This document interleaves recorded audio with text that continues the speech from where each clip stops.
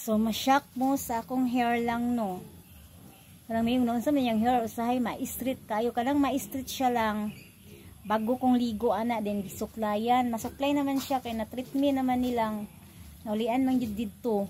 Ato yung miyagi katong wala pag treatment bitaw lang is di ba jud masudlay lang kay magputol-putol pero karon lay masudlay na gid siya lang ulang tawa. Oh.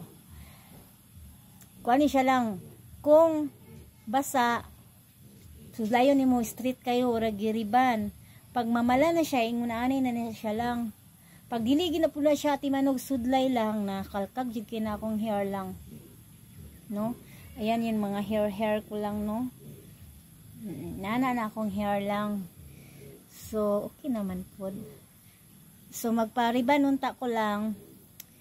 Ingon ko, dili ko kay mamalit na lang kong baboy, oy. Wala ko'y kwarta lang ko, ipalit na po another baboy.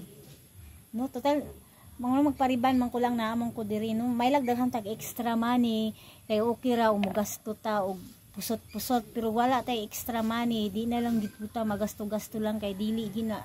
Ang pamiliton lang, ang tanang gasto ron lang ambot lang di jud ma sa kamahal lang so dili jud ta magpalagma ron o palit-palit lang no so mo nang dili sa ko magpariban magpaingon ani na lang sa ko lang no total naraman ko dress babuyan garden so kinsa man akong pagwapahan no.